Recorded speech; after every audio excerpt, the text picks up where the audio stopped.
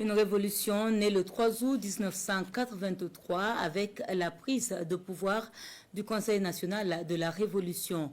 Le 2 octobre de la même année intervient un discours dit d'orientation populaire pour donner la feuille de route qui rompt avec les vieilles habitudes. Clé de voûte, la souveraineté affirmée. 41 ans après, que retient-on? Konsun Koulibaly, Daouda Ouattara et Nyarki Teda nous en disent plus. Peuple de Haute-Volta,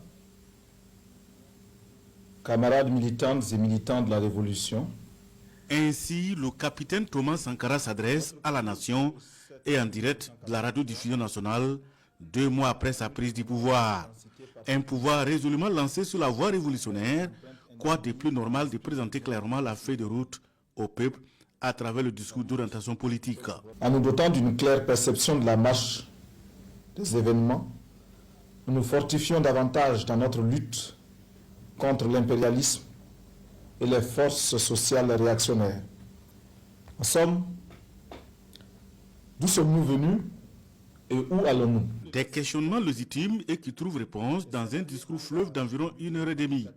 Les fidèles s'en souviennent encore, sont de ceux-là Firmin Diallo, militant convaincu de la RDP, la révolution démocratique et populaire. On a dit, qu'est-ce que ce pouvoir-là doit venir faire? Est-ce que c'est un pouvoir comme les autres? Non, il doit venir affirmer la souveraineté du pays. Ensuite, le DOP dit, dans les transformations qu'il faut faire, il faut réformer l'armée, il faut transformer la société en redéfinissant le rôle de la femme à l'intérieur de la société et en faisant des réformes, notamment la réforme agraire, des réformes administratives et politiques, des réformes de l'école, des réformes au plan culturel. Voilà c'est quoi le DOP. Le DOP se veut la feuille de route de la révolution et le phare qui éclaire tous les acteurs dans un contexte marqué par l'existence de plusieurs types de révolutions. Il était important d'avoir ce socle-là, ce référentiel en ce moment précis. Il était important de pouvoir indiquer d'abord aux révolutionnaires eux-mêmes ce qu'était notre révolution, les valeurs que nous devions défendre, la moralité que devaient avoir les révolutionnaires, et puis le consensus minimal que les organisations qui composaient les acteurs d'avant-garde de la révolution devaient observer.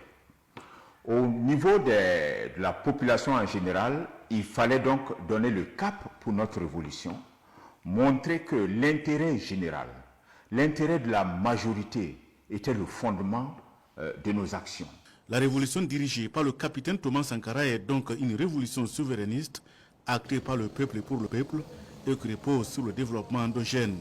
Le DOP du 2 octobre est plus que jamais d'actualité avec beaucoup de similitudes par rapport à la vision actuelle du Burkina. Ce qui existe aujourd'hui avec le CNR, enfin la période du CNR, c'est l'aspect souverainiste qui est affirmé. On ne veut pas dépendre de quelqu'un. On boute l'impérialisme dehors et on travaille à affirmer notre souveraineté. On va travailler pour nous-mêmes. Ça, c'est la première des choses. La réorganisation de l'armée. Ça, je pense que ça en fait partie. La diversification de l'agriculture, telle que c'est envisagé actuellement, le blé, le riz et différentes spéculations à produire dans notre pays, eh bien, ça va dans ce sens. Et le développement endogène, quand je regarde ce qui se passe pour Faso Rail qui a été créé, mais j'ai dit bravo, voilà un projet qui va nous conduire bien loin. Alors au niveau de la réforme de l'administration, vous voyez tout ce qui est mené au niveau du ministère de la fonction publique, la lutte contre les détournements, etc. Ça, ce sont des réalités voilà, qui sont vivantes, qui sont palpables. Le discours d'orientation politique de Thomas Sankara fait l'analyse des 23 années d'indépendance de 1960 à 1983. Il jette également un regard sur la marche triomphale du peuple voltaïque dont la révolution est l'aboutissement de son combat.